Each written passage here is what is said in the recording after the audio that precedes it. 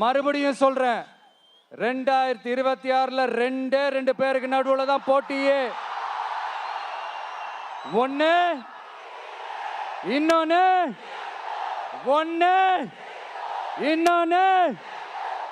எந்தெந்த கட்சிக்கு தேர்தல் போட்டி என்பது நன்றாக தெரியும்.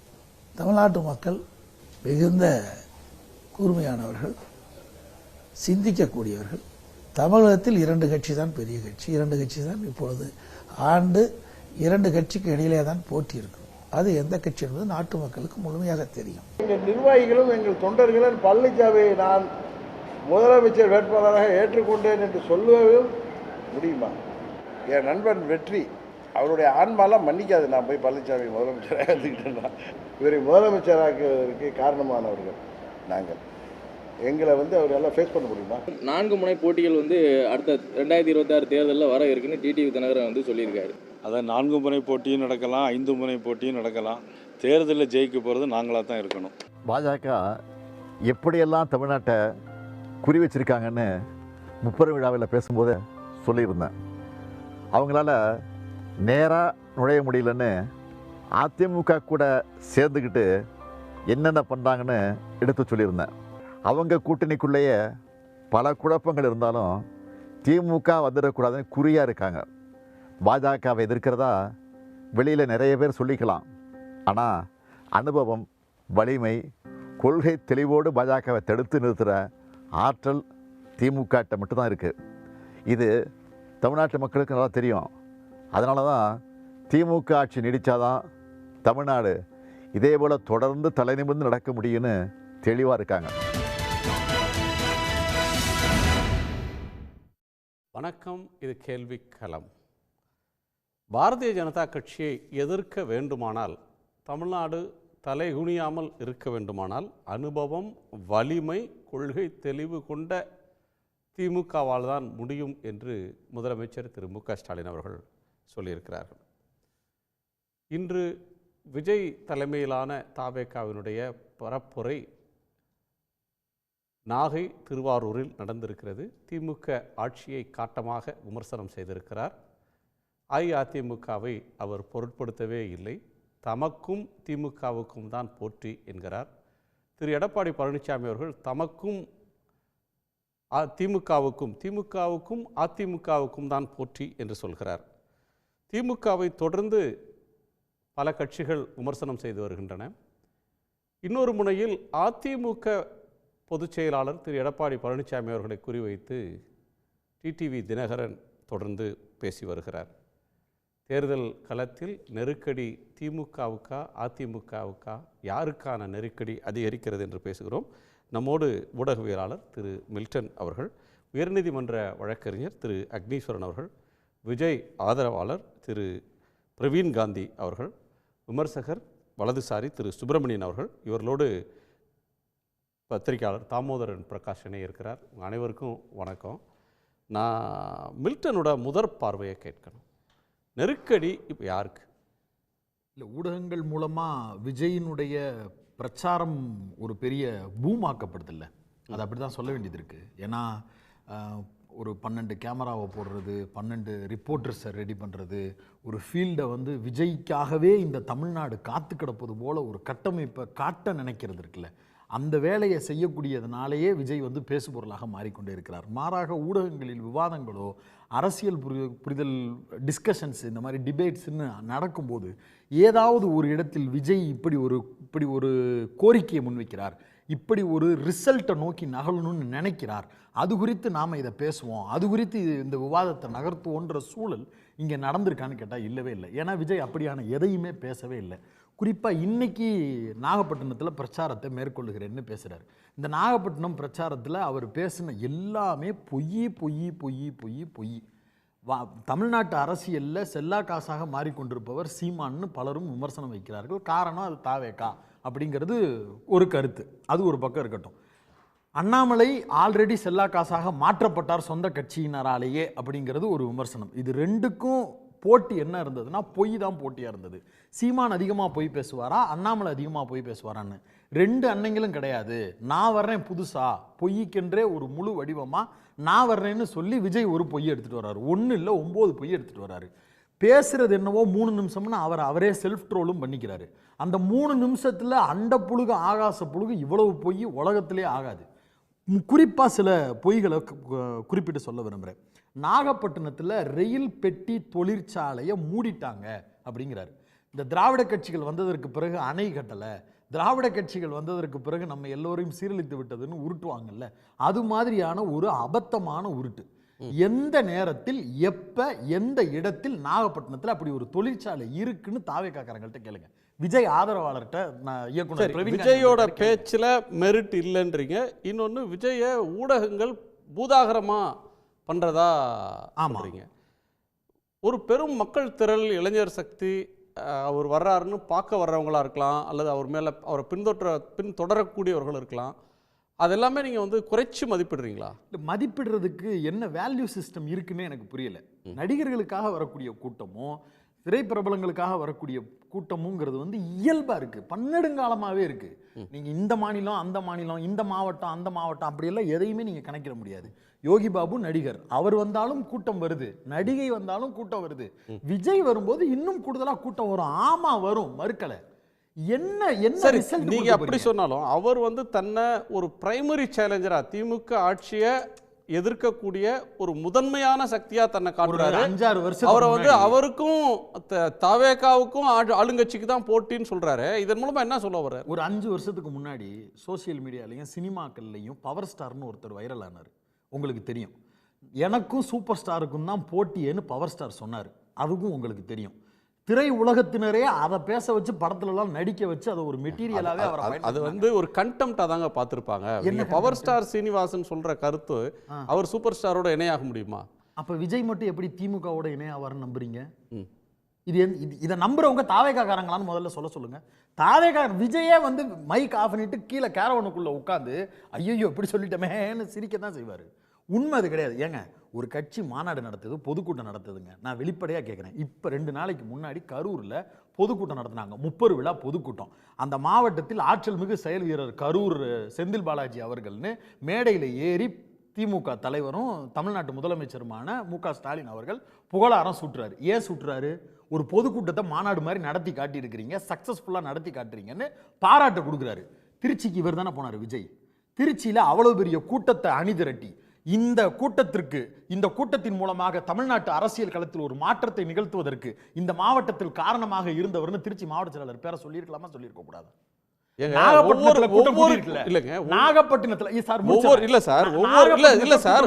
ஒவ்வொரு கட்சிக்கும் ஒவ்வொரு ஸ்டைல் இருக்கு. முதலமைச்சர் வெளிப்படையாக தன்னுடைய சர்வாதிகாரம் இல்ல. இப்ப திரு எடப்பாடி பழனிசாமி ஒரு வேன்ல பஸ்ல ஏறி பேசுறாரு, வேலுமணி கூட இருப்பாரு, கொங்கு பெல்ட்ல போகும்போது அந்த மாவட்ட செயலாளர் கூட இருப்பாரு. ஒவ்வொரு கட்சிக்கும் ஒரு ஸ்டைல் இருக்கு சார். எது சார் ஸ்டைல் சார்? எந்த மாவட்ட செயலாளர் இருந்தாலும் இல்லைனாலும், மண்டல செயலாளர்னு ஒருத்தர் இருந்தாலும் இல்லைனாலும், மனசாட்சி உள்ள மக்களாட்சி செய்யாது சார். புஷி ஆனந்த் பின்னாடி நின்னாலும் கூட்டம் வர்றது அவருக்காக அவர் நம்புறாரு, அவருக்காகத்தான் அந்த கூட்டம் வருது. அரசியல் கட்சி அப்படி நடத்த முடியாது. படத்துல ஜனநாயகன் படம் மாதிரி ஒரு படத்துல சூப்பர் ஸ்டார் விஜய் அவர் மட்டுமே நடிக்கிறாரு. கடைசி கிளைமேக்ஸ்ல 25 நிமிஷம் முகமே தெரியாம எல்லாரையும் போட்டு பந்தாடுறாரு. அப்படின்னா படம் பார்ப்போம். ஒத்தையாளா நின்று 30 பேர் 40 பேர் அடிக்கிறாருன்னா படம் பார்ப்போம். ஒத்தையாளா நின்றுக்கிட்டு அவரே திருச்சிக்கும் வருவாரு, என் முகம் தான் 234க்கும் இருக்குன்னு சொல்லுவாருன்னா லோக்கல்ல வேலை பார்க்கக்கூடிய மாவட்ட பொறுப்பாளர் யாரு? நான் யாரை பார்த்து ஓட்டு போடுறது? இந்த கேள்வி எல்லாம் எதையும் சொல்ல வரேன்னு சொல்றேன். அடுத்த சுற்றுல இல்ல இதை மட்டும் முடிச்சிடறேன். 2011 நாகப்பட்டினத்துல 14 வருஷத்துக்கு முன்னாடி நான் மேடை போட்டேன்னு சொன்னார்ல, அந்த மேடையில சுகுமாருங்கிற நபர் இந்த மாநாட்டை ஏற்பாடு பண்ணி கொடுத்திருக்கிறாரு, பாராட்டுறாரு. ஆனா கட்சி ஆரம்பிச்சதுக்கு பிறகு அதே தாவேகாவுக்கு மாவட்ட செயலாளர் சுதாகர், அவர் பேரை சொல்லவே இல்லை. ஒரு மாவட்டத்திற்கு இருக்கக்கூடிய பொறுப்பாளர்கள் பெயர் கூட சொல்ல முடியாத ஒருத்தர், நிர்வாகிகளை கூட நியமிக்க இன்னும் முழுசா முடியாத ஒருத்தர், எல்லா கட்டமைப்பு பலத்தோடு இருக்கக்கூடிய திமுகவோட போட்டின்னு சொன்னா விஜய் அப்பாவே சிரிப்பாரு. ஏன்னா விஜய் அப்பாவுக்கே இது பிடிக்கல. சரி அக்னி, ஏடிஎம்கே இதை எப்படி பார்க்குது இந்த டெவலப்மெண்ட்? இதில் என்ன சார் டெவலப்மெண்ட் இருக்கு? தேர்தல் வந்தால் தானே எப்படி பார்க்கணும்னு தெரியும். எல்லாருமே வந்து ஆளுங்கட்சியை எதிர்த்து தான் போட்டின்னு தான் சொல்லுவாங்க. நான் எதிர்கட்சியோட போட்டி போடுறேன்னா சொல்ல முடியும். 92 கட்சி ஆரம்பித்த மறுமலர்ச்சி திராவிட முன்னேற்ற கழகம் 96 தேர்தலை சந்திக்கும் போது என்ன சொன்னாங்க? திமுக ஆட்சியை அகற்றுவோன்னு சொல்லி மதிமுக சொல்லிச்சு. 2005 கட்சி ஆரம்பித்த தேமுதிக 2006 இருக்கும்போது என்ன சொன்னாங்க? நாங்கள் ஆளுங்கட்சியை அகற்றுவோன்னு தான் சொன்னாங்க. இல்லை அதில் ஒரு சின்ன கரெக்ஷன் இருக்குது. விஜயகாந்த் தன்னை பிளேஸ் பண்ணிக்கிட்டதும் மூப்பனார் அந்த இடத்துக்கு தன்னை பிளேஸ் பண்ண காலகட்டங்கள்லாம் வர்றப்ப நாங்கள் மாற்று திராவிட கட்சிகளுக்கு மாற்று திமுக அதிமுகவுக்கு மாற்று சக்தின்னு வந்தாங்க. இதில் வந்து ஒரு சின்ன வித்தியாசம் இதில் இருக்குது. இவர் வந்து ஆளுங்கட்சியை சேலஞ்ச் பண்ணுறாரு, எதிர்கட்சியை அக்னாலஜே பண்ணல. எதிர்கட்சின்னு ஒன்று இருக்கிறதாவோ, அதிமுக மக்களால் தேர்ந்தெடுக்கப்பட்ட ஒரு எதிர்கட்சி, அப்படி ஒரு கட்சி இருக்கிறதாவோ, சட்டமன்றத்தில் இருக்கிறதாவோ, மக்கள் மன்றத்தில் இருக்கிறதாவோ அவர் கணக்கிலே எடுத்துக்கல. நேரடி போட்டி எங்கள் 2 பேருக்குள்ள தான் அப்படின்னு அந்த களத்தை வந்து ஃபிக்ஸ் பண்ணுறாரு. கணக்கிலே எடுத்துக்கலன்னா உங்களுக்கு அரசியலே தெரியலன்னு அர்த்தம். சரி, டொனால்டு ட்ரம்ப்பையாவது கணக்கில் எடுத்துக்குங்க. தமிழ்நாட்டு அரசியலுக்கா? ஆமா, எதை எடுத்த என்ன? அவரு அரசியல் தானே பண்றாரு. அவர் தன்னார்வ தொண்டு நிறுவனம் நடத்துறாரு. சார், 75 வருஷம் கட்சி ஆரம்பிச்சு திமுக ஆயிடுச்சு. அதுல 25 வருஷம் ஆளுங்கட்சியா இருந்திருக்கு, இப்ப ஆளுங்கட்சியா இருக்கு. 52 வருஷம் கட்சியா ஆரம்பிச்சு அதிமுக ஆச்சு, அதுல 31 வருஷம் ஆளுங்கட்சியா இருந்திருக்கு, இன்னைக்கு எதிர்கட்சியா இருக்கு.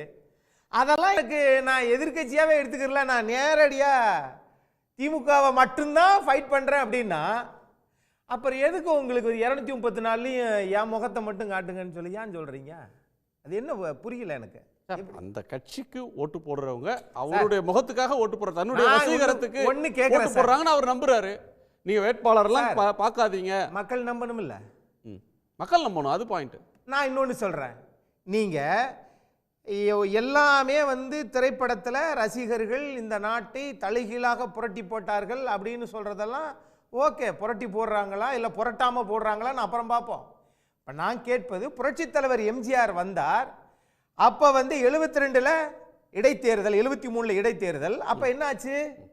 ஆளுங்கட்சியாக இருந்த திமுக, கலைஞர் முதலமைச்சர், டெல்லியில் இந்திரா காந்தி பிரதமர், ஸ்தாபன காங்கிரஸ் முன்னாள் முதலமைச்சர் காமராஜர், 3 பேத்தையும் எதிர்த்து அதிமுக இடைத்தேர்தலில் வென்றுச்சு. நான் கேட்குறேன், அதை நான் ஒரு பொருட்டாவே நான் கேட்குறேன். அரசியலில் பொருட்டா மதிக்கிறதும் மதிக்காததும் மக்கள் கையில் தானே சார் இருக்குது. இது என்ன தியேட்டரு படமா? 100 ரூபா படத்தை 1200 ரூபாய்க்கு டிக்கெட் விற்கும் போதெல்லாம் தெரியலையா? ஒரு பொருட்டாவே மக்களை அன்னைக்கு மதிக்கலையில நீங்க. ஆகவே இவங்க நினைக்கிறது எல்லாமே நான் வந்தா எல்லாத்தையும் தலைகீழ் மாற்றம் பண்ணிடுவேன். இங்க திமுகவுக்கும் அதிமுகவுக்கு தான் சார் போட்டி. நான் திராவிட கட்சிகள் செய்த சாதனை அல்லது வந்து அவர்கள் தவிர்த்தது அதெல்லாம் தாண்டி 2021 தேர்தல், 2024 நாடாளுமன்ற தேர்தல், இது ரெண்டுலையும் முதல் மார்க் 2வது மார்க் அதிமுக திமுக தானங்க வாங்கியிருக்குது. அதை நான் பொருட்டாவே மதிக்கலன்னு சொன்னா நான் இப்ப கேட்கிறேன், அந்த கட்சியை பாமக கட்சியை உருவாக்கியவர் பேராசிரியர் தீரன். அது மாதிரி அந்த கட்சியை பொன்னுசுவாமி, தலித் எழில்மலை இவங்கெல்லாம் இருந்தாங்கல்ல. அந்த மாதிரி அதே மாதிரி தேமுதிகவை இயக்கிய உருவாக்கிய நம்ம ஐயா பண்ருட்டி ராமச்சந்திரன் பாமக காலத்திலிருந்து இருக்கிறார். யானை சின்னம் எப்படி மாங்கனி சின்னமா மாறிச்சு, அந்த காலத்திலிருந்து இன்னும் வரைக்கும் இருக்கிறார்ல. நான் கேட்கிறேன், அந்த மாதிரி யாராவது, நான் அவர்களை குறைத்து மதிப்பிடவில்லை. நீங்க சொன்னீங்கல்ல சார், அப்பா ஒரு பொருட்டாவே மதிக்கலப்பா. நான் இப்படி கேட்கிறேன், நீங்க கட்சி ஆரம்பிச்சு 2 வருஷம் ஆச்சு இல்லைங்க, உங்க பின்னாடி இளைஞர் கூட்டம் இருக்கா? இருக்கத்தான் செய்கிறது. சீமான் பின்னாடி இளைஞர் கூட்டம் இருக்கா? இருக்கத்தான் செய்யுது. அதிமுகவுக்கு திமுகவுக்கு இளைஞர் கூட்டமே இல்லையா? இருக்கத்தான் செய்கிறது.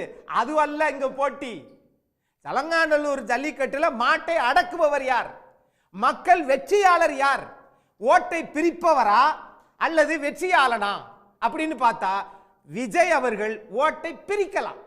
ஓகே, நான் பிரவீன் காந்திகிட்ட போயிட்டு பிரகாஷ்ட வரேன். திரு பிரவீன் காந்தி, ஓட்டை பிரிக்கக்கூடிய சக்தி தான், அதற்கு மேலே அவர் ஒன்றும் இல்லை, அவர்கிட்ட மட்டும்தான் இளைஞர்கள் இருக்காங்களா, எல்லா கட்சிகள்லையும் இருக்கிறாங்கன்னு ஒரு கோணம். இன்னொன்று, விஜய்க்கு வந்து ஒரு ஊடகங்களுடைய பெரிதுபடுத்தக்கூடிய தன்மை, ஊடகங்கள் ஊதி பெருசு பண்ணுறாங்க. இந்த ரெண்டுக்கும் உங்களுடைய கருத்து என்ன? அவர் விஜய் முன்வைக்கிற அரசியல் கருத்தை எப்படி பார்க்குறீங்க? வணக்கம், சன் நியூஸ் நேயர்களுக்கு வணக்கம். வாகை சூடியிருக்கிறார் நாகையில், நாகைப்பட்டினத்தில் வாகை சூடியிருக்கிறார் திரு விஜய் அவர்கள். திருவாரூர் என்றாலே தேர்தான் ஞாபகத்துக்கு வரும்.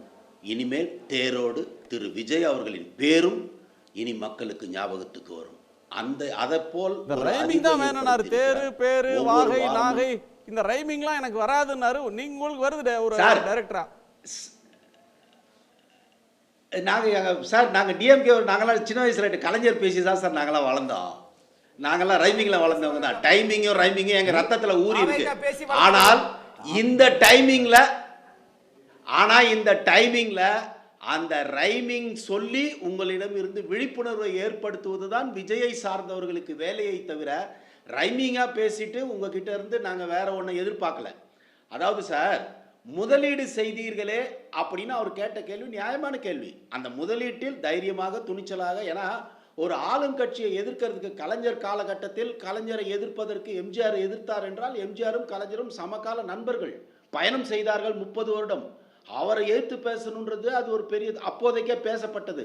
ஆனால் இன்று வளர்ந்து வரும் ஒரு தலைவர் ஒரு துணிச்சலாக இன்றைய தமிழக முதல்வர், இவர் தமிழக முதல்வர் மட்டுமல்ல, கிட்டத்தட்ட 40-50 வருஷம் நீண்ட நெடிய பயணம் வைத்திருக்கும் திரு ஸ்டாலின் அவர்களை எதிர்த்து நிற்கிறார் என்ற தைரியத்திற்கே மக்கள் அவரை ரொம்ப நேசிக்கிறாங்கன்னு நான் நம்புறேன். எப்பவுமே சார், அரசியல் என்றாலே நான் ஏற்கனவே பதிவு பண்ணியிருக்கேன், சினிமா என்றால் நல்ல திரைக்கதை, அதே மாதிரி அரசியல் என்றால் ஃபிக்ஸ் யுவர் எனிமி. அவங்க ஃபிக்ஸ் பண்ணிட்டாங்க. ஏடிஎம்கே அப்கோர்ஸ், டிஎம்கேனா ஏடிஎம்கே நம்ம சாதாரணமாக மதிப்பிட முடியாது. ஏன்னா அது புரட்சி தலைவரால் ஆரம்பிக்கப்பட்டு கலைஞரை எம்ஜிஆர் இருந்த வரைக்கும் கலைஞர் ஜெயிக்க முடியலங்கிற ஒரு நம்ம ஒத்துக்கணும். அதே மாதிரி ஜெயலலிதா மேடம் இருந்த வரைக்கும் கலைஞருக்கு டஃப் ஃபைட் கொடுத்தாங்க. அதனால ஏடிஎம்கே நம்ம குறைச்சி மதிப்பிடக்கூடாது. அவருடைய பார்வை இப்போ என்னவா இருக்குன்னா, அவருக்கு கொடுக்கப்பட்ட நேரமே 3 நிமிஷம் தான் சார். இந்த 3 நிமிஷத்துக்குள்ள 5 நிமிஷத்தில் அவர் 3 நிமிஷம் சொல்றாருன்னு வச்சுக்கோங்க. அந்த 3 நிமிஷத்தில் நான் யார் முக்கியமான எதிரின்னு ஃபிக்ஸ் பண்ணாதான் நான் அவங்கள மட்டுமே டார்கெட் பண்ண முடியும். எப்பவுமே ஆளும் கட்சியின் குறைகளை சொல்வதை விட வேற எதிர்கட்சியை பற்றி பேசுறதுல மக்களுக்கு சுவாரஸ்யம் இருக்காது சார். அங்கே விசில் சத்தம் கேட்டீங்கல்ல, நீங்கள் உடனே விஜய்னா அது விசில் பறக்கும், தியேட்டரில் மட்டும்னு கிடையாது. மக்களோட பிரச்சனையை யார் பேசினாலும் மக்கள் கைத்தட்டுவாங்க சார். அந்த பாயிண்ட்டை சரியாக புரிஞ்சுக்கிட்டாரு திரு விஜய் அவர்கள். என்ன பிரச்சனை? இன்னொன்று சார், நீங்கள் எம்ஜிஆரோட இவரை ஒப்பிட்டீங்கன்னா சார், எப்பவுமே எம்ஜிஆருக்கும் இவருக்கும் ஒரு ஒப்பீடு எங்கே ஒன்று வருதுன்னா சார், காலத்தில் பயிர் செய் அப்படின்றது ஒரு முக்கியமான ஒரு விஷயம் சார் அரசியல்ல. எம்ஜிஆர் அவர்கள் பார்த்தீங்கன்னா நாடோடி மன்னன் ஒரு படம் பண்ணும்போதே தன்னை அவர் அரசியலுக்கு ஃபிக்ஸ் பண்ணிக்கிட்டார். அதனால தான் நாடோடி மன்னன் டைட்டிலே வைக்கிறாரு. காலத்தில் பயிர் செய்தார், அதை அவரே டைரக்ட் பண்ணுறாரு. அப்போ அவர் மைண்டில் ஒன்று ஃபிக்ஸ் ஆயிடுச்சு. அதே மாதிரி திரு விஜய் அவர்கள் 2008 இருந்தே நாம் அரசியலுக்கு வரப்போகிறோம், அரசியலுக்கான வேலையை டைட்டிலில் தலைவானும் வந்தார், ரத்த முகாம் நடத்தினார், எந்த ஒரு பிரச்சனையா இருந்தாலும் போய் நிற்பாரு, பெரிய அளவுல குரல் கொடுத்தாலும் அவர்களுடைய ஆட்கள் போய் நிற்பாங்க. அதனால நீண்ட நெடிய பயணத்தை திரு விஜய் அவர்கள் அரசியலில் வைத்திருக்கிறார். நீங்க கேட்காதீங்க தம்பி, உங்களை யார் கேட்க சொன்னா? உங்களுக்கு பேசலையே, நான் உங்களுக்கு பேசுறேன், சன் நியூஸ் பேசிட்டு இருக்கேன், உங்களுக்கு பேசலையே. நீங்க பேசவே இல்லை, உங்களை நான் கண்டுக்கவே இல்லையே. உங்க தலைவர் எங்க தெருவுல தான் பேசுறாரு, உங்க தலைவர் எங்க தெருவுல தான் பேசுறாரு. உங்களை மாதிரி அந்த தலைவர் ஆதரிக்கிறவங்க தான் வேளாங்கண்ணி மாதா கோவில் சிலைய காம்பவுண்ட் சவுத்த உடைக்கிறீங்க, கோவில் கரையத்தை அந்த நந்தி சிலை மேல சூக்காலோட ஏறி நிக்கிறீங்க, பக்கத்துல குடியிருக்கக்கூடிய வீடுகளை பூரா பேத்து உடைக்கிறீங்க, கவர்மெண்ட் ஸ்கூல் கக்கூச உடைக்கிறீங்க, எல்லா கூலியத்தையும் பண்றீங்க. எனக்கு அச்சுறுத்தலா இருக்கு. வாழ்றதா இல்லையான்னு. ஆட்சி நடத்துறது யாரு? ஆட்சி நடத்துறது யாரு? ஆட்சி நடத்துறது யாரு? ஆட்சி நடத்துறது யாரு? உங்களுக்கு ஆட்சியை நடத்துவது யார்? உங்க வீட்டு ஆட்சி நடத்துறது யாரு? யாராவது ஆட்சி நடத்துறது யாரு? ஏதாவது ஒண்ணு நடக்க ஒண்ணு ஆயிரம் ஒண்ணு கவர்மெண்ட் கரண்ட் கட் கேக்குற கேள்வி, அந்த இடத்துல கடை வச்சிருக்காங்க யார்? அன்னைக்கு பொளப்பு ஆட்சி நடத்துறது யாரு? கரண்ட் கட் பண்ணி விட்டு எங்க வயித்துல அடிக்கிறீங்க. சொல்லுங்க, நீங்க எங்களுக்கு பிரச்சனை இல்லாம சனிக்கிழமை வர்றேன்னு சினிமா டயலாக் வேற பேசுறீங்க. யாருக்கு அரசியல் நடத்துறீங்க? யாருக்கு மக்களுக்கு தானே அரசியல் நடத்துறீங்க? உங்களை பார்த்து ஏங்க இவ்வளவு தூரம் அடிவயிறு கலங்கற மாதிரி இருக்கு? யாருக்கு ஆதரவாக பேசுறீங்க? இந்த ரோட்டுக்கு எம்ஜிஆர் வரலையா? இந்த ரோட்டுக்கு ஜெயலலிதா வரலையா? இந்த ரோட்டுக்கு கலைஞர் வரலையா? ஸ்டாலின் வரலையா? உதயநிதி ஸ்டாலின் வரலையா? அவங்களுக்கு தான் கட்டாத கரண்ட் விஜய்க்கு எங்க கட் ஆகுது? அத நீங்க தான் பண்றீங்க. அதனால தான் அவர் குற்றம் சாட்டுறாரு. உங்க மாவட்ட செயலாளர் தான் மனு கொடுக்கறாரு. உங்க ஆட்சியில நடக்குது, கட் பண்ணி கொடுங்களே. உங்க ஆட்சியில நடக்குது அப்படி உங்க மாவட்ட செயலாளர் அறிக்கை கொடுத்தாரு, மனு கொடுத்திருக்காரு, எடுத்து காட்டுவா. உங்க ஆட்சி தானே நடக்குது.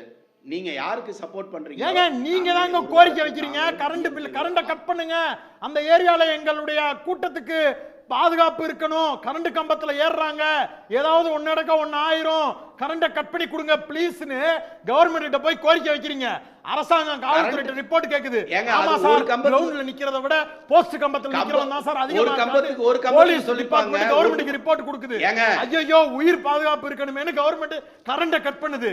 கடை வச்சிருக்கேன், மில்லு நடத்துறேன், ஜெராக்ஸ் கடை வச்சிருக்கேன். அப்ப நீங்க மீட்டிங்கே கட் பண்ணிருக்கணும். அப்ப நீங்க மீட்டிங்கே கட் பண்ணிருக்கணும்.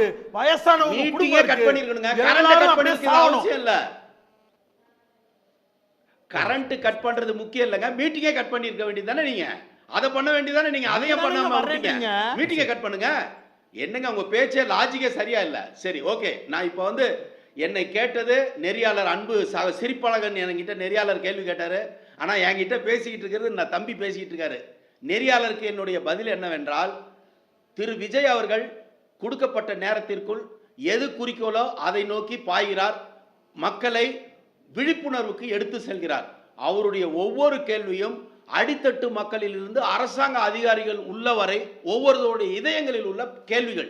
அந்த கேள்வியை அவர் கேட்பதனால்தான் ஒவ்வொரு பதிலுக்கும் ஒவ்வொரு சொல்லுக்கும் அங்கு அதிர்கிறது. இவர் வந்து டிஎம்கேன்றாரு, அங்க டிவிகேன்றாங்க. இவர் டிவிகேன்றாரு, அங்க டிஎம்கேன்றாங்க. அந்த அளவுக்கு மக்களோட திரு விஜய் அவர்கள் கனெக்ட் ஆயிட்டாரு. அப்படி கனெக்ட் பண்ணதுக்கு காரணம் நீங்க கரண்ட் கட் பண்ணது மட்டுமல்ல, ஒட்டுமொத்தமாக தமிழக மக்களோடு நீங்க தொடர்பில் இல்லை.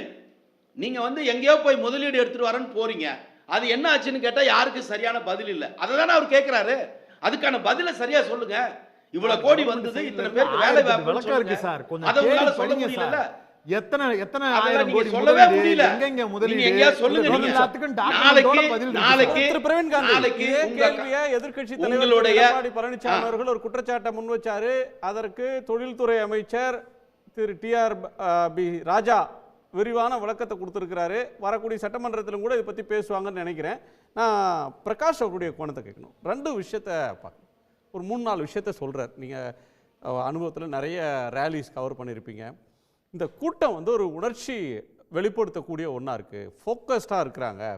அடித்தட்டு மக்களுடைய குற்றம், அவங்களுடைய கோபம், வருத்தம், ஆதங்கத்தெல்லாம் அவர் வெளிப்படுத்துகிறார். ஒன்று.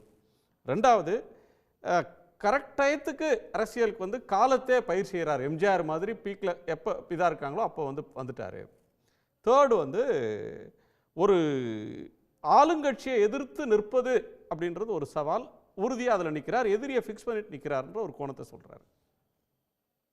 ஃபர்ஸ்ட் வந்து இன்னொரு சைடில் முதலமைச்சர் தன்னுடைய கருத்தில் சொல்கிறது வந்து பிஜேபி பல சித்து வேலைகளை செய்து அதை வந்து எதிர்கொள்ளணும்னா ஒரு அனுபவம், வலிமை, கொள்கை தெளிவு கொண்டவங்களால தான் அது முடியும். அது திமுகவால் தான் பிஜேபி எதிர்க்க முடியும்னு ஒரு எதிர்வாதத்தை, தன் தரப்பு வாதத்தை முன்வைக்கிறார். எதிரிகளை வந்து கரெக்டாக ஃபிக்ஸ் பண்ணிட்டாரு அப்படின்ற மாதிரி இருக்கக்கூடிய விஷயங்கள் தெளிவாக தெரியல சார். அதாவது விஜய்ன்றது வந்து ஒரு மிஸ்ட்ரி, ஒரு பெரிய புதிர். இது வரைக்கும் நடந்த தேர்தல்களில் எதுலேயுமே அவர் போட்டி போடல. நாட் ஈவன் கவுன்சிலர் எலெக்ஷன் அவங்க யாரோ இண்டிபெண்டாக போட்டி போட்டிருப்பாங்க. பட் இது வரைக்கும் போட்டி போடாமல், பாராளுமன்ற தேர்தலில் தலையே காட்டாமல், இந்த தேர்தலில் வந்து ஒரு புதிர் மாதிரி வர்றார்.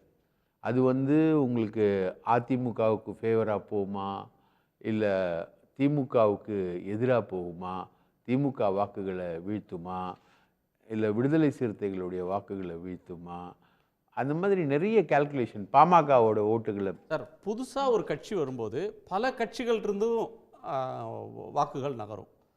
எந்த கட்சியும் சாராதவங்க சில பேரை ஆதரிப்பாங்க. இப்போ என்ன பர்சன்டேஜாக போட்டு வாங்குறாங்க அப்படின்றது வந்து தேர்தல் முடியும் போது தான் தெரியும்.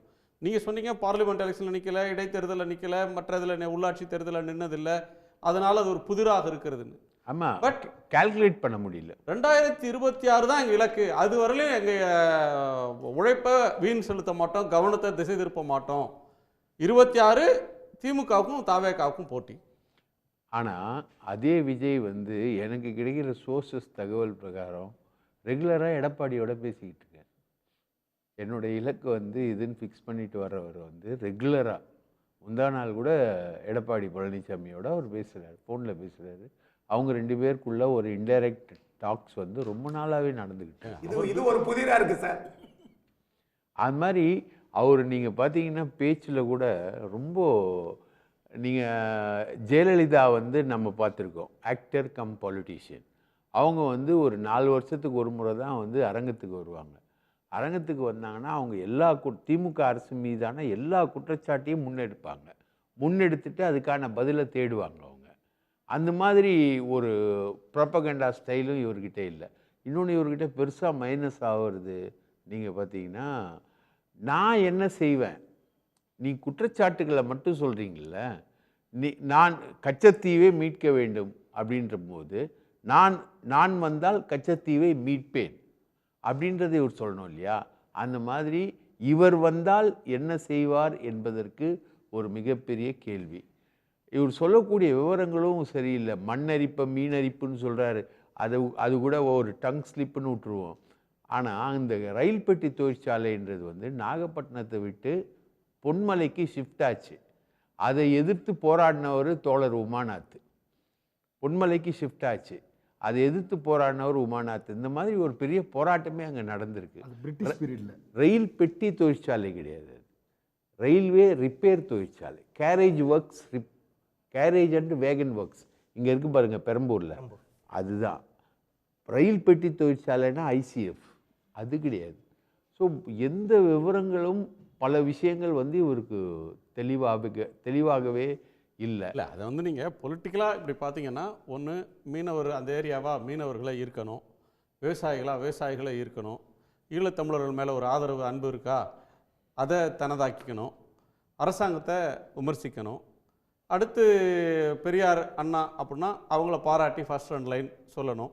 ஸோ ஒரு ஆதரவு தளத்தை விரிவுபடுத்துகிற ஒரு முயற்சி. போன இதில் திருச்சியில் வந்து எம்ஜிஆரை கையில் எடுத்தார். எம்ஜிஆரோட கூட்டம் தெரியுமா, எம்ஜிஆரோட இது தெரியுமா அப்படின்னு எம்ஜிஆரை கையில் எடுத்தார். இந்த ப்ரொபகண்டாவில் எம்ஜிஆர் கிட்டேயே போல் அவர் ரைட்டுங்களா, பெரியாரையும் அண்ணாவையும் மட்டும்தான் கையில் எடுத்து. நாகப்பட்டினத்தில் ஒருவேளை எம்ஜிஆருக்கு செல்வாக்கு இல்லைன்னு நினச்சிட்டாங்க, இல்லைன்னு நினச்சிருப்பாருன்னு நினைக்கிறேன். ஸோ இது வந்து ஒரு மிஸ்ட்ரி மட்டும் இல்லை, அன்ப்ரோக்ராம்டு. இதை வந்து இங்கிலீஷில் என்ன சொல்லுவாங்க, கேள்வி கேட்டு பதில் சொல்கிறது டெமோக்ராஃபி அப்படின்ற மாதிரி ஒரு ஸ்டைல் ஆஃப் ஸ்பீச்சுன்னு சொல்கிறாங்க இங்கிலீஷில்.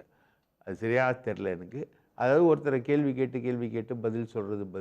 நீங்கள் கேள்வி கேட்குறது ரைட்டு, கேள்வி கேட்டுக்கிட்டே நீங்கள் போகிறீங்கன்னா அதுக்கான பதில் என்னன்றதையும் நீங்கள் தெளிவாக விளக்கணும் இல்லையா? அதுக்கான ஒரு ப்ரோக்ராம்டான ஒரு ஆளாக தெரியல இவர். இப்போ இவர் வந்து ஒரு குறிப்பிட்ட பர்சன்டேஜ் ஓட்டை வந்து பிரிப்பார், ஒரு 5லேருந்து 6 இல்லைன்னா 7 அந்த அளவுக்கு ஓட்டுகளை வந்து பிரிப்பார். வரக்கூடிய க்ரௌடும் பார்த்திங்கன்னா திருச்சியில் வந்து 60,000 க்ரௌடை இவர் சேர்த்தார். ஆனால் எம்டிஎம்கே மாநாட்டில் 1,00,000 பேர் உட்காந்துட்டாங்க.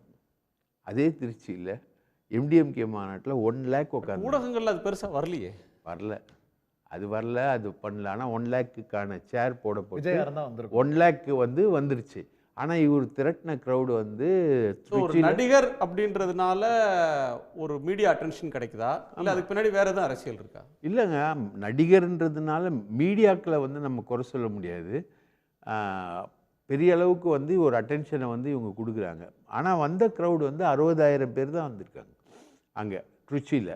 இங்கே வந்து ஒரு அதை விட குறைஞ்சதாக தான் கணக்கு சொல்கிறாங்க. இங்கே 60,000 அங்கே வந்தது வந்து இவங்க தேர்ந்தெடுக்கிற இடங்கள் எல்லாமே மிக குறுகலான தெருக்கள் எல்லாமே. திருச்சியில் தேர்ந்தெடுத்த எல்லாமே மிக குறுகலான தெருக்கள். ஸோ இது ஒரு சினிமா படம் மாதிரி இவர் வந்து கொண்டு போகிறாரு அந்த விஷயத்த. இல்லைங்க, பாரத ரத்னா விருது வாங்கின MS சுவாமிநாதன் இறந்தார், அவருக்கு பெரிய மீடியா கவரேஜ் இல்லை. ரோபோ சங்கர் இறந்தார், ஒரு நாள் முழுக்க நேரலையே பார்க்குறோம், பிரபலங்கள் வர்றாங்க. பொதுவாக ஊடகங்களுடைய மைண்ட் செட்டு ஒரு சினிமா பிரபலங்கள் அப்படின்னு வந்தால் கேமராவை ஃபோக்கஸ்டாக அந்த பக்கம் திருப்புறது, மக்களுக்கு அதில் ஆர்வம் இருக்கக்கூடும் அப்படின்னு நினச்சி திருப்புறது ஒரு இதுவாக இருக்கும். இப்போ நீங்கள் சொல்கிறீங்க திருச்சியில் மதிமுகவுக்கு பிரம்மாண்ட கூட்டம் வந்தது, ஆனால் மீடியாவில் அது வரல. ஸோ இயல்பாக ஒரு சினிமாக்காரங்க அரசியலுக்கு வந்தாலோ அல்லது சினிமா ஒரு மீட்டிங் நடந்தாலோ அதுக்கு வந்து ஒரு அன்டியூ கவரேஜ் கிடைக்குது அப்படின்னு சொல்கிற ஒன்று இவங்க பெரிதுபடுத்துகிறாங்கன்னு ஒரு குற்றச்சாட்டை முன்வைக்கிறார். சிறிதுபடுத்துகிறாங்க அப்படின்றது ஒரு விஷயம் இருக்குல்ல சார். பட் வியூவர்ஷிப் வந்து இருக்கக்கூடிய பல விஷயங்களுக்கு, இப்போ நம்ம வந்து ஒரு கோவில்லையே ஒரு கும்பாபிஷேகமே நடக்குதுன்னு வச்சுங்களேன், அதை புனிதமாக நினைக்கிறவங்களை விட அதில் வந்து ஒரு குத்துப்பாட்டு போட்டால் அதை பெருசாக நினைக்கக்கூடிய வியூவர்ஷிப் தான் வந்து இயல்பான வியூவர்ஷிப்பு. ஸோ ஸோ கோவில் கும்பாபிஷேகத்தை விட குத்துப்பாட்டுக்கான மரியாதை என்பது இருக்குது. ஸோ மீடியாக்கள் என்ன இதுக்கு ஒரு ஆடியன்ஸ் இருப்பாங்க, இதுக்கு ஒரு ஆடியன்ஸ் இருப்பாங்க, ரெண்டே ரசிக்கிறவங்களும் இருப்பாங்க. அதுக்கு கம்மியான ஆடியன்ஸ், இதுக்கு லார்ஜ் ஆடியன்ஸு அப்படின்றதா மீடியாக்களோட கணக்குன்னு வச்சுக்கோங்களேன். அதெல்லாம் ரொம்ப நாளைக்கெல்லாம் நீடிக்காதுங்க. நீங்கள் வந்து சரி, தேர்தலுக்கு தமிழ்நாடு தயாராகிட்டு இருக்கு. ஒவ்வொரு கட்சியும் மக்களை நோக்கி போகிறதுன்றதை பண்ணுறாங்க. ஆளுங்கட்சி ஓரணியில் தமிழ்நாடுன்னு ஒரு இயக்கம் நடத்துகிறாங்க, எதிர்க்கட்சி தலைவர் பயணம் பண்ணுறாரு, அன்புமணி பயணம் பண்ணுறாரு, இந்த பக்கம் விஜய் தன்னோட பயணத்தை போகிறாரு. பட் இன்னைக்கு இருக்கக்கூடிய சூழலில் திமுக மீதான விமர்சனம் அப்படின்றது பல முனைகள்லேருந்து விமர்சிக்கப்படுறாங்க அப்படின்ற ஒன்று.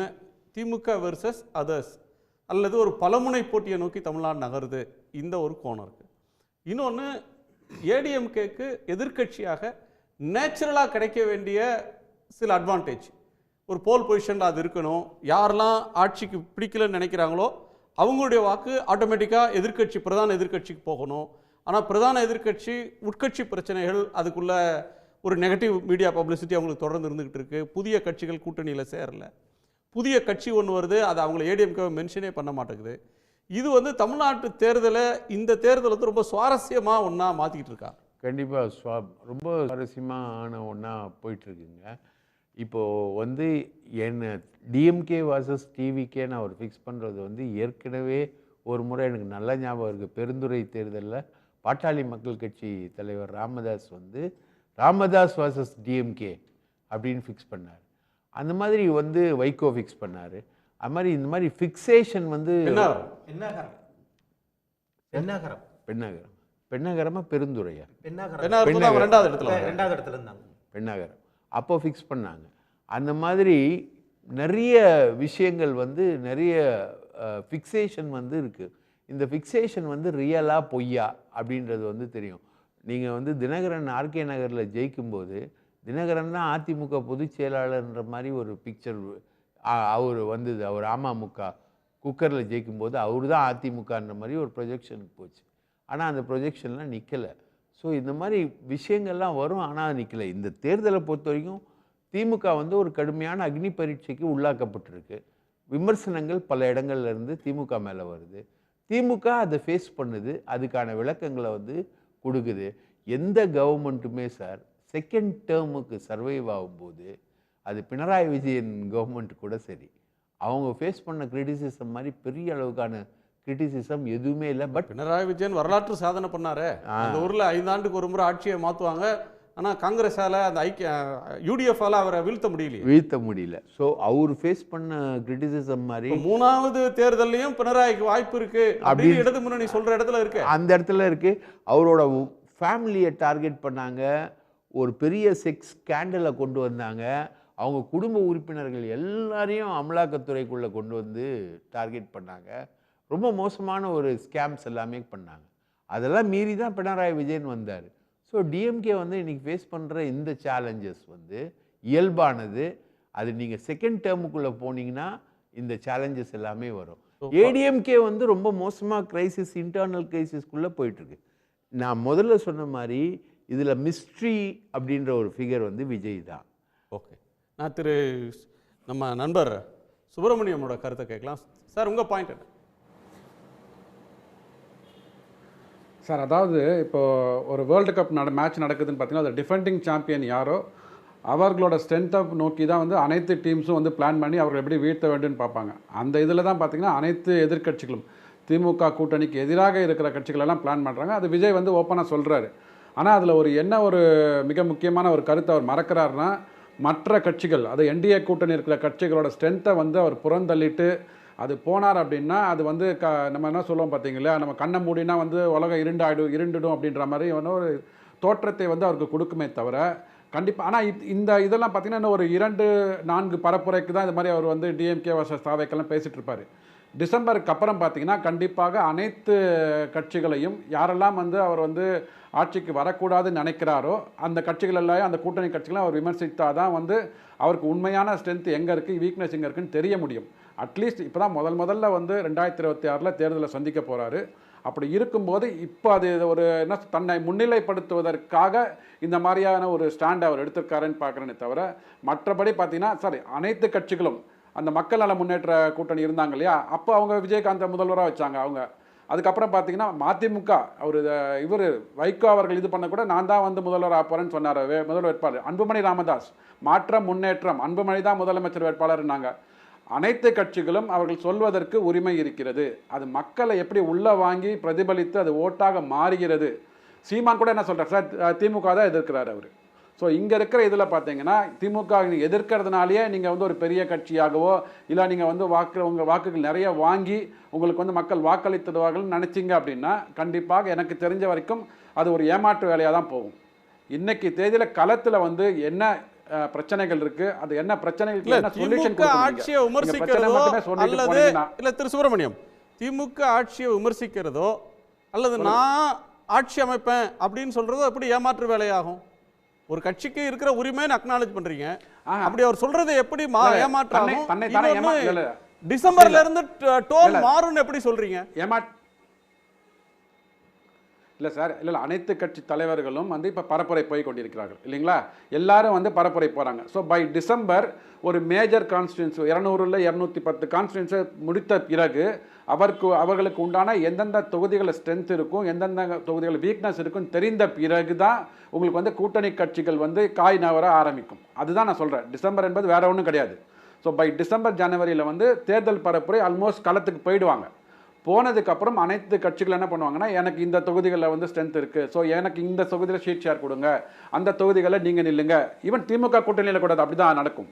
அதாவது நம்பர் ஆஃப் சீட்ஸ் வந்து முடிவானால கூட இந்த தொகுதிகளை என்னென்னா வின் பண்ண முடியும். அதிமுகவில் இருக்கிற கட்சிகள் சொல்லுவாங்க இந்த தொகுதிகளை வின் பண்ண நாங்கள் வின் பண்ண முடியும் அப்படின்னு சொல்லிட்டு சீட் ஷேரிங் உட்காரும் போது அப்போ வந்து கண்டிப்பாக விஜய்க்கு வந்து கண்டிப்பாக வந்து அவர் நான் ஏமாற்று வேலைன்னு சொன்னது வந்து அவர் தன்னைத்தானே வந்து ஒரு மறைமுகமாக வந்து அவர் அந்த கண்ணை மூடிக்கொண்டு மற்ற கட்சிகளோட ஸ்ட்ரென்த்தை வந்து பார்க்க தவறுகிறாரோ இல்ல கொஞ்சம் இன்னும் சொல்ல வரல, கிளாரிட்டி அவர் வந்து ஏதோ சொல்ல வரீங்க புலப்பட மாட்டேங்குது.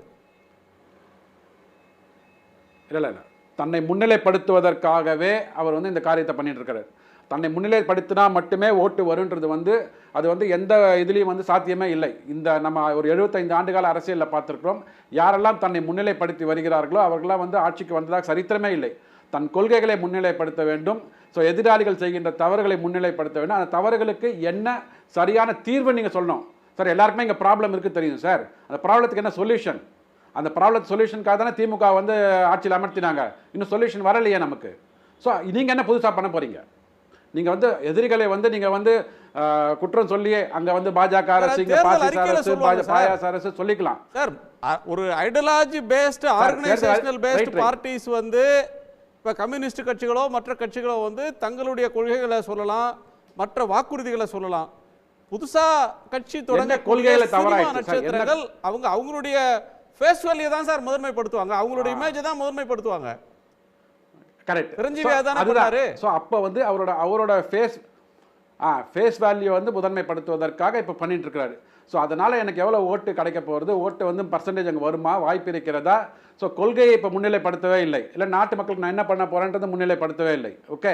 ஸோ இங்கே இருக்கிறவர் என்ன சொல்கிறாருன்னா, அவர் வந்து தன்னை முன்னிலைப்படுத்துவதற்காக மட்டுமே சார் எல்லா கட்சிகளும் வந்து ஆண்டாண்டு காலம் சார் உலகத்தில் உள்ள எல்லா அரசியல் கட்சிகளும் வார நாட்களில் கூட வந்து கேம்பெயின் போயிட்டு இருக்காங்க சார்.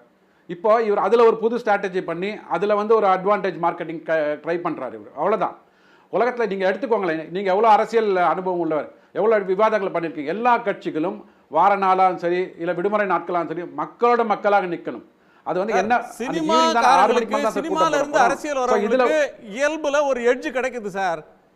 ஒரு சினிமா நட்சத்திரம் இவர் விஜய் மாதிரியான ஒரு ஹீரோ கட்சி தொடங்கி ஒரு மீட்டிங் போட்டா சனிக்கிழமை போட்டா அடுத்த சனிக்கிழமை மீண்டும் வந்தா போதும், அது வரலையும் அவரை சார்ந்தவர்களோ அல்லது விமர்சிக்கிறவங்களோ அதை பத்தி பேசிட்டு இருப்பாங்கன்னு நான் நினைக்கிறாங்க. இப்ப எடப்பாடி பழனிசாமி தொடர்ந்து கூட்டம் போயிட்டு இருக்கிறாரு, 10 நாள் போறாரு வந்து, ஆனா அது பெரிய பேசு பொருள் ஆகுறது இல்லையே. மீடியாக்கள் வந்து இல்ல அப்படி நீங்க நினைச்சிட்டு இருக்கீங்க, மக்கள் அப்படி நினைக்கலையே. பேசு பொருளாக இருக்கிறதுனால தானே வந்து எல்லா மீடியாக்கள்லையும் வந்து கவர் பண்ணுறாங்க. நீங்கள் என்ன விஜய்க்கு வந்து ஊடகம் வந்து நிறைய வந்து அட்வான்டேஜ் கொடுக்குறாங்க அப்படின்ற போது நம்மளே இன்னைக்கு வந்து வேற எந்த டாப்பிக்கும் எடுக்கலையே. இன்னைக்கு அவர் சனிக்கிழமை இப்போ அடுத்த ஒவ்வொரு நாள் சனிக்கிழமையும் இதே டாப்பிக்காக தான் இருக்கும். ஏன்னா மக்களுக்கு வந்து அவர் என்ன பேசுகிறார் கொண்டு செலுத்த வேண்டும், அவ்வளோதான். மற்றபடி இதனால் வந்து அவருக்கு ஓட்டு கிடைக்குமா இல்லை மக்களோட நம்பிக்கையை அவர் பெறுவாரா, திமுக வாக்கு குறையுமா இல்லை அதிமுக வாக்கு இன்க்ரீஸ் ஆகுமா, அந்த மாதிரி எந்த ஸ்ட்ராட்டஜியுமே நடக்காதீங்க. அவர் விஜய் கேம்பெயின் போனா திமுக ஓட்டு குறையும், ஏடிஎம்கே ஓட்டு இன்க்ரீஸ் ஆகும்னு நினைக்கிறீங்க? கண்டிப்பாக ஆகும் சார். அவர் திமுக வாக்கு தான் சார் டென்ட் பண்றாரு. அதுதான் சொல்றேன் நான், திமுக வாக்கை தான் டென்ட் பண்றாரு. நீங்க பாருங்களேன். ஸோ அவர்களுக்கு வாக்களித்த அந்த சிறுபான்மையர் இதெல்லாம் பார்த்தீங்கன்னா கண்டிப்பாக தாவேக்காக்கு போகிறது. அதுதான் வந்து நம்ம ஊடகத்தில் வருகின்ற செய்திகள், சரிங்களா? ஆனா அதை மட்டுமே முன்னிலைப்படுத்தி அவரால் வந்து ஆட்சிக்கு வந்து ஒவ்வொருத்தரும் அவங்க ஆசையை வெளிப்படுத்தலாம், அவங்களுடைய விருப்பத்தை வெளிப்படுத்தலாமே தவிர யார் ஓட்டு யாருக்கு போனது அப்படின்னு தேர்தல் முடிவு வந்த பிறகு எந்த கட்சி என்னென்ன ஓட்டு வாங்குச்சுன்றதை பொறுத்து இப்ப நீங்க என்ன நினைக்கிறீங்கன்னா தெரியாது. ஏடிஎம்கே ஓட்டு இன்டாக்டா இருக்கு, ஏடிஎம்கே பிஜேபி ஓட்டுல சேதாரமே இல்ல, விஜய் வாங்க போற எல்லா ஓட்டுமே டிஎம்கே ஓட்டு நீங்க நினைக்கிறீங்க? அப்படியான ஒரு கற்பனை உங்களுக்கு இருக்கு? இல்ல கற்பனை இல்ல, எல்லாருக்குமே இப்ப கற்பனை தான். இப்ப நான் சொல்றது கற்பனை, நீங்க சொல்றது கற்பனை தான். அந்த கற்பனை நிஜமா இல்ல பொய்யான்றது தேர்தல் முடிவுக்கு அப்புறம் தான் தெரியும். இல்ல ஒரு மணல் கோட்டை கட்டுறீங்க, கற்பனை தான். நான் சொல்றதுனால மட்டும் கற்பனை கிடையாது. ஓகே, அனைவரும் கனவு கோட்டை தான் கட்டிட்டு இருக்காங்க, அனைவரும் கனவு கோட்டை தான் கட்டிட்டு இருக்காங்க. பேச்சுக்கு சொன்னா கூட வலதுசாரிகளுக்கு ஓட்டை பிரிக்கிறதுக்கு இங்க வலதுசாரிகளுக்கு ஓட்டுலாம் கிடையாது. அதனால அந்த இடத்துல இருந்து ஓட்டு பிரிக்கிறாங்க, அவங்க இடதுசாரிகளுக்கு மட்டும் தான் சார் ஓட்டு இருக்கு. கேள்வி இப்ப ஓட்டே இல்லாம தான் ஓட்டு வாங்கிருக்காங்க சார். வைங்களேன், ஒரு அரசியல் ஓட்டு நீங்க இன்னொரு திமுகவா இருக்கணும். எதுல சொல்றேன்னா பொலிட்டிக்கலா திமுகவினுடைய அபரிமிதமான இந்த வளர்ச்சி இருக்குல்ல, சமீப காலமா அந்த வளர்ச்சி இருக்குல்ல, இது வரலாற்றில் இல்லாத அளவிற்கான பெரிய வளர்ச்சி. ஏன் இது ஸ்டாலின் அவர்களுக்கு கை கூடுதுன்னா, ஸ்ட்ராங்கா தன்னுடைய பொலிட்டிக்கல் எனிமிய, ஐடியாலஜிக்கல் எனிமிய டிக்ளேர் பண்ணிட்டு கொள்கை ரீதியாகவே அவங்களுக்கு பதில் கொடுத்துக்கிட்டே இருக்கிறாரு. பிஜேபிக்கு, ஆர்எஸ்எஸ்க்கு, அந்த கட்சியினுடைய பொதுக்கூட்டத்திலேயோ மாநாட்டிலேயோ மாவட்ட செயலாளர் உட்பட கீழ்மட்ட நிர்வாகி வரைக்கும் ஆர்எஸ்எஸ் எதிர்ப்பு, பாஜக எதிர்ப்புங்கிறது ஏன்ற தெளிவோட விமர்சிக்கிறாங்க. வலதுசாரிகளாக இருக்கக்கூடியதன் மூலமாக இருக்கக்கூடிய ஆபத்து என்ன, தமிழ்நாட்டில் அவர்கள் தலையெடுத்தால் அது என்னவெல்லாம் ஆகும்ன்றத வெளிப்படையா பேசுறாங்க, எல்லாரும் பேசுறாங்க. இதுல ஏதாவது ஒரு குறிப்பிட்ட சதவீதத்தை வேறு யாராவது பேசினா கூட அந்த இடத்தை தமிழ்நாட்டு மக்கள் கொடுக்க தயாரா தான் இருப்பாங்க. விஜய் பேசுறாரா? ஆர்எஸ்எஸ்ஸில் ஒரு குறிப்பிட்ட சாதியை சார்ந்தவர்கள் மட்டும்தான் தலைவர்களாக முடிகிறது, தில் இருந்தா திராணி இருந்தா விஜய் நாளைக்கு காலையில சொல்லுங்க. ஆர்எஸ்எஸ் இந்தியாவில் தடை செய்யப்பட வேண்டிய அமைப்புன்னு இந்தியாவினுடைய எதிர்க்கட்சி தலைவர் ராகுல் காந்தி சொல்லிட்டாரு. விஜய் யாரு? இப்பதானே ஆரம்பிச்சிருக்கிறாரு. சொல்லுங்க. இழக்கிறதுக்கு ஒண்ணும் இல்ல, என்னங்க காசு, என்னங்க பணம், எல்லாத்தையும் பார்த்துட்டேன்ல. சொல்லுங்க தைரியமா தில்லா ஒரு வார்த்தை சொல்லுங்க. சொல்ல மாட்டாரு. அதிமுகவை எடுத்துக்கங்க. எடப்பாடி பழனிசாமியால் இந்த அதிமுக என்கிற கட்சியை, புரட்சி தலைவர் உருவாக்கிய கட்சியை, அம்மா உருவாக்கிய கட்சியை சிக்கி சின்னாபின்னமாக்கி சிதைத்துக் கொண்டிருப்பவர்கள் பாஜக. சொல்லுங்க. சொல்ல மாட்டாரு. எடப்பாடியை விமர்சிச்சுட்டு வெளியே வரக்கூடிய டிடிவி தினகரன்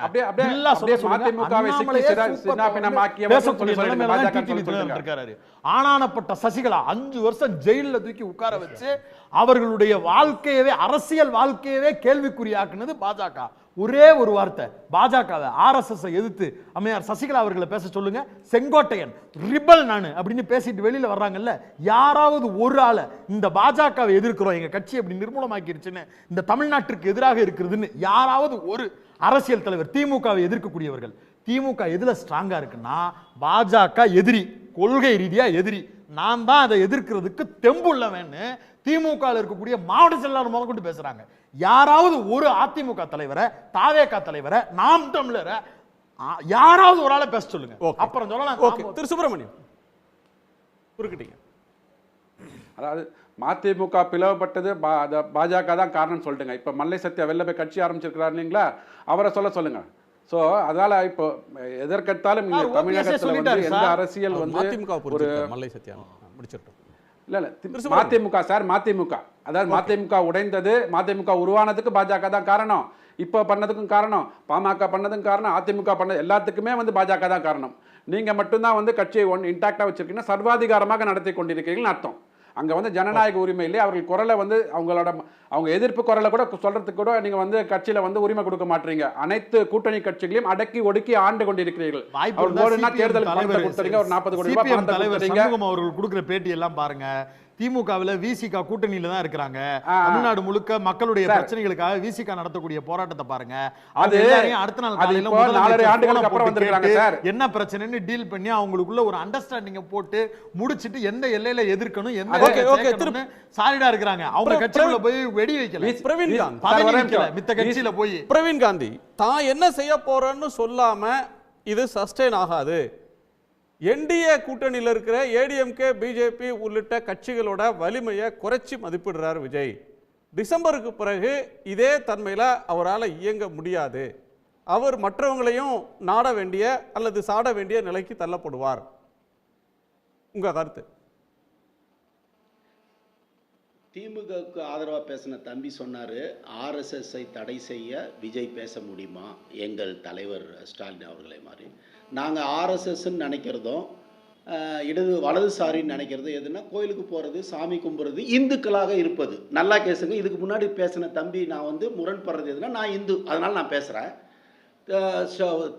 தமிழக முதல்வர் ஸ்டாலின் அவர்கள் வீட்டில் துர்கா அம்மா வலதுசாரி, அந்த அம்மா நாங்களாம் அந்த அம்மாவை நாங்கள் கடவுள் மாதிரி பார்க்குறோம். பிரவீன் காந்தி தப்பா நினைக்கிறீங்க. வலதுசாரி இல்ல, கோயில் வலதுசாரி இல்ல, வெரி சாரி வெரி சாரி இல்ல இல்ல very sorry very sorry very sorry வலதுசாரி என்றால் இல்ல. ஒரு நிமிஷம் கிடையாது. என் நாடு இந்து நாடு சார், இந்து நாடு சார், இது இந்து நாடு சார், இது இந்து நாடு சார். இந்து நாடுன்னு பேசுறது தான் இது அபத்தம். இது முஸ்லிம்களுக்கு நாடு, சீக்கியர்களுக்கு நாடு, கிறிஸ்தவர்களுக்கு நாடு, நாத்திகர்களுக்கு நாடு, இந்துக்களுக்கு நாடு, எல்லாருக்கும் தான் இந்த நாடு. விஜய் ஒத்துக்கறாரா? பாகிஸ்தானை இந்தியா இந்துக்களின் நாடு விஜய் ஒத்துக்கறாரா? பிரவீன் காந்தி டிக்ளேர் பண்ணுங்க. பங்களாதேஷ் பிரிச்சு கொடுத்த உடனே இந்தியாவுடைய சுதந்திரத்துக்கு எல்லா மதத்தை சேர்ந்தவர்களும் போராடி இருக்காங்க சார். முதல்ல சிஎம் சொல்லட்டும், அந்தமான் ஜெயிலுக்கு ஒரு வாட்டி சொல்லட்டும். இனிமே திரு பிரவீன் காந்தி தப்பு தப்பா பேசாதீங்க. ஒருத்தர் கோயிலுக்கு போறது அவங்க உரிமை. கோயிலுக்கு போறது பக்தி, அது வலதுசாரி அல்ல. பொருளாதார கொள்கையில வலதுசாரித்தனம் உண்டு, இடதுசாரித்தனம் உண்டு. சிந்தனை பொருளாதார கொள்கையில பிஎஸ்என்எல் விற்கணுமா, தனியார்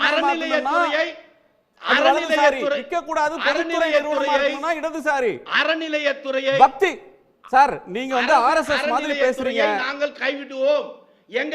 ஒரு நிமிஷம் பிரவீன் காந்தி, ஒரு நிமிஷம் மட்டும் கேளுங்க. இல்ல இல்ல சோலியை முடிச்சு விட்டு போயிரலாம். அவர் இது எல்லாமே தாவேகாவுடைய கருத்தா? அவர் அதுக்கு பொறுப்பேத்துக்க மாட்டாரு சார். நாளைக்கு பெரிய விஜய் ஆதரவாளர்னு போட்டு வராங்க. பாவம் அவர் பாவம் கொள்கையை பாதுகாக்கிறாரு. நீங்க என்னடா ஆர்எஸ்எஸ் காரன் ஆக்கிட்டு இருக்கீங்க விஜய. தாவேகா காரங்க எல்லாம் உங்களை திட்ட மாட்டாங்களா? விஜய் கூப்பிட்டு வச்சு திட்ட மாட்டாரா? இருக்கும் ஓட்டு சார் 80% ஓட்டு இந்துக்கள் இருக்கும் நாடு. அவர்களை கிண்டலும் கேலியும் செய்தால் அந்த ஓட்டுகள் எதிர்காலத்தில் யாராவது விஜய் ஆதரவாளர். இப்ப நான் வந்து திமுக ஆதரவாளர் சொல்றாருல, நான் இப்ப இங்க உட்கார்ந்துட்டு ஆர்எஸ்எஸ் வாழ்கன்னு சொன்னேன்னா திமுக ஓட முடிச்சு போறீங்களா இல்லையா? இது என்னது இது? பிரவீன் காந்தி கொஞ்சம் கிளாரிட்டியோட பேசுங்க. மோதியை விமர்சிக்கிறது இந்தியாவை விமர்சிக்கிறது ஆகாது. அமித்ஷாவையோ மோடியை விமர்சிக்கிறது வந்து பிஜேபியை விமர்சிக்கிறது வந்து இந்தியாவை விமர்சிக்கிறது அல்லது இந்துக்களை விமர்சிக்கிறதுன்னு அர்த்தம் இல்ல. நீங்க வந்து பொலிட்டிக்கலா அணுகுங்க சார். கோயில் கோயிலா போயிட்டு இருக்காரு சார் சேகர் பாபு. அவர் வலதுசாரியா? கோயிலுக்கு போறது பக்தி, பக்தி வேற, அரசியல் வேற. நீங்க ரெண்டையும் போட்டு குழப்பிக்காதீங்க சார். சார் அபத்தமா பேசாதீங்க சார். பேசிக்ஸ் திருப்பி பேச வேண்டியதா இருக்கு. இது எப்படி இந்து நாடுன்னு சொல்றீங்க? இந்தியாவோட கான்ஸ்டிடியூஷன்ல இந்தியா ஒரு secular country, secular sovereign socialist republic இருக்கு. இந்தியாவுக்கு சுதந்திரம் வாங்கினவங்களுக்கு தெரியாதா? அப்ப இந்துக்கள் 40% இருந்தாங்க. அது பிஜேபி என்று என்னைக்கு மக்கள் இந்தியா எல்லோருக்குமான நாடு, மதச்சார்பற்ற நாடு. அது வேற டிபேட். நான் இந்த டிபேட்க்கு வந்துருவோம். ஒரு நிமிஷம் ஒரு கேள்விக்கான பதிலை உங்கள்கிட்ட வாங்கிடுறேன். ஒரே செகண்ட். யூடியூப்ல இது சம்பந்தமா ஒரு கேள்வியை நேயர்கள் முன்னாடி வைத்திருக்கிறோம். 2026ல திமுகவுக்கும் தாவேகாவுக்கும் இடையேதான் போட்டி அப்படின்னு விஜய் திட்டவட்டமா சொல்லி இருக்கிறதுக்கு என்ன அர்த்தம்னு கேட்டிருக்கோம். அதுக்கு வந்து அதிமுகவை அவர் பொருட்படுத்தலை, அதனால் அப்படி சொல்லியிருக்காருன்னு 34% பேர் சொல்லியிருக்காங்க. தன்னம்பிக்கையை இது வெளிப்படுத்துகிறதுன்றது 32% பேருடைய கருத்து. இது உண்மை இல்லை, உண்மைக்கு புறம்பான கருத்து அப்படின்னு 12% பேர் சொல்கிறாங்க. தன்னை முன்னிலைப்படுத்த இப்படி பேசியிருக்கிறாருன்னு 22% பேர் கருத்து சொல்லியிருக்காங்க. அந்த நேயர்களுக்கு நன்றி. அக்னி, உங்கள் நிறைவு பார்வை சொல்லுங்கள். மரியாதைக்குரிய பிரவீன் காந்தி இயக்குனர், திரைப்பட இயக்குனர் சொல்லும்போது சாரை வந்து நெறியாளர் அப்படின்னு சொல்லுகிற போது அவர் சொன்னார் சிரிப்பழகன் அப்படின்னு ஒரு பட்டத்தை கொடுத்தாரு. அப்பயே எனக்கு ஒரு டவுட் வந்துச்சு. டக்குன்னு அடுத்து ஒரு குண்டை வீசிட்டாரு, இது இந்து நாடுப்பா அப்படின்ட்டார். இப்படி தான் நான் இப்போ என்ன கேட்குறேன்னா, உங்கள் மீது ஒரு ஒரு நல்ல எல்லார்ட்டையும் ஒரு நல்ல மரியாதை இருக்குது. இங்கே தாவேகாவினுடைய கொள்கைகளை நீங்கள் ஆதரித்து உள்வாங்கி பேசுகிறீங்க, அது ஒன்றும் தவறு கிடையாது. ஆனால் முழுக்க முழுக்க இது ஒரு தனியே அண்டர் கிரவுண்ட் ரூட்டை போட்டு ஏங்க இல்லைங்க இது வந்து இந்து நாடுங்க அப்படின்னா இது எந்த கருத்தல்? அப்பதான் எனக்கு டவுட் வந்துச்சு. ஒன்று இருக்கு, விஜய் வந்து தன்னோட கொள்கை தலைவரா பெரியாரை சொல்றாரு, பிரவீன் காந்தி தன்னோட கொள்கை தலைவரா சாவர்கரை ஏத்து இருந்திருக்கலாம் ஒருவேளை. ஆனா அது மனசுல உள்ளுக்க வச்சுக்கிட்டு வெளியில வந்து இல்லைங்க இந்தியா மதச்சார்பற்ற நாடுன்னு என்னைக்கு சொல்லிட வேணாம். ஏன்னா நம்ம உண்மை வெளியே வந்துருச்சுல. ஆகவே அவர் மீது இந்த போலுக்கு வந்துருவோம். இப்ப நம்ம இந்த செய்திக்கு வரோம். சார் அது ரொம்ப டேஞ்சரான ஒரு குண்டு சார் அவர் போட்டது. இல்ல மறுத்தாச்சு சொல்லிட்டோம். இப்ப நான் என்ன கேக்குறேன்னா சார், புரட்சித் தலைவர் எம்ஜிஆருக்கு பிறகு தமிழ்நாட்டில் திரைப்படத்துல நிறைய பேர் வந்திருக்கிறாங்க. அதுல வெற்றியாளராக இருந்து முதலமைச்சராக இருந்து அந்த ஆட்சி பீடத்துக்கு வந்தது வந்து புரட்சித் தலைவர். அதே திரைப்படத்தில் வந்து ஒரு எதிர்க்கட்சி தலைவர் அந்தஸ்துக்கு வந்தவர் மறைந்த மரியாதைக்குரிய கேப்டன் விஜயகாந்த் அவர்கள். நிறைய நடிகர்கள் வந்திருக்கிறாங்க. எனக்கு ஒரு வருத்தம் என்னன்னு கேட்டீங்கன்னா, அது வந்து தல அஜித் ஒரு கட்சி ஆரம்பிக்கணும், சிவகார்த்திகேயன் ஒரு கட்சி ஆரம்பிக்கணும். நீண்ட நாள் ஏமாத்திக்கிட்டே இருந்த சூப்பர் ஸ்டார் ரஜினிகாந்த் அவருக்கு பதிலா அவருடைய மருமகன் திரு தனுஷ் அவர்கள் நிறைய காசு இருக்கு ஒரு கட்சி ஆரம்பிக்கணும். நான் என்ன கேட்கிறேன் என்றால், எத்தனை கட்சி சார்? மக்கள் நிறைய சாய்ஸ் கொடுக்குறீங்க. தேர்தல் ஆணையம் நிறைய கட்சி இன்னைக்கு வந்து ரத்து பண்ணிருக்கு சார். அதை காம்பன்சேட் பண்ணணும். 63 கட்சி. அண்ணன் மல்லை சத்யா அவர்கள் ஒரு கட்சி ஆரம்பிச்சிருக்காரு, 64 கட்சி. ஆகவே இங்க திரைப்பட நடிகர்களுடைய ஆட்சி அப்படின்னு நீங்க நினைச்சீங்கன்னா அது வெறும் டயலாக் கூட போயிடும். அரசியல் கட்சி வேற, அரசியல் வேற, திரைப்படம் வேற. ஆகையினால நீங்க உங்களுடைய சித்தாந்தம் என்பது வேற. அத மாதிரி வச்சுக்கிட்டு எல்லாத்துலயும் இப்படிதான் இருக்குது. எனக்கும் திமுக போட்டினா எந்த தேர்தல்ல? வர தேர்தல்ல ஈரோடு கிழக்கு தேர்தல் அப்ப வந்து உங்களுக்கு மோசமா போச்சா? நன்றி பிரகாஷ். விஜய் வந்து டே ஒன்லேருந்து இன்னைக்கு வரைக்கும் அதிமுகவை எதிர்க்கவே இல்லை. திருச்சியிலையும் எதிர்க்கல, இன்னைக்கும் வந்து எதிர்க்கல. அவர் வந்து பொருட்படுத்தாததற்கு காரணம், எதிர்காலத்தில் நான் கெஸ் பண்ணுறது அவர் எதிர்கால சாய்ஸில் டிசம்பருக்கு அப்புறம்னு சொல்கிறாங்க இல்லையா, அந்த சாய்ஸில் சில விஷயங்கள் நடப்பதற்கான ஒரு வாய்ப்புக்காக அவர் யோசிச்சுக்கிட்டு இருக்காரு அப்படின்ட்டு தான் நினைக்கிறேன். நன்றி. திரு பிரவீன் காந்தி. இந்த சுற்றுப்பயணத்தில் சனிக்கிழமை என்பது ஒரு கேள்வியாக இருந்தாலும் அவர் ஒவ்வொரு நாளும் மக்களுடைய ஆதங்கத்தை தன்னுடைய வெளிப்பாடாக காட்டுவதனால் நாளுக்கு நாள் அவருடைய மவுசு கூடுகிறது. இது 26இல் மிகப்பெரிய ஒரு தாக்கத்தை, ஒரு சத்தியத்தை உருவாக்கும் என்று நான் என்ன ஒவ்வொரு போக்கும் எனக்கு நன்றி சார். சுப்பிரமணியம், திரு சுப்பிரமணியம் ஆன்லைன் சார். அந்த போலில் பார்த்தீங்கன்னா நான் சொல்கிற விடை தான் வந்திருக்கு. தன்னை முன்னிலைப்படுத்த தன்னம்பிக்கையின் வெளிப்பாடு, இது ரெண்டுமே தன்னை சார்ந்தது. 73%. ஸோ தன்னை முன்னிலைப்படுத்துவதற்காகவே இது பேசிட்டு இருக்காரு. ஏன் சார் சனிக்கிழமை மட்டும் வரணும்? ஏன் ப்ரெஸ் மீட்டை கூட்டு வீட்டில் பேச வேண்டியதானே? ஸோ பனையூரில் வந்து மக்கள் இதை ப்ராப்ளத்தை எடுத்து ப்ரெஸ் மீட் கொடுக்க வேண்டியதானே? நீங்கள் வெளில போனால் தான் அது பிரச்சனை வருதுன்றீங்களே, ஏன் வந்து ப்ரெஸ் மீட்டில் பேச வேண்டியதானே? ஸோ அவர் ஏதோ ஒரு ஸ்ட்ராட்டஜி வச்சிருக்கிறாரு.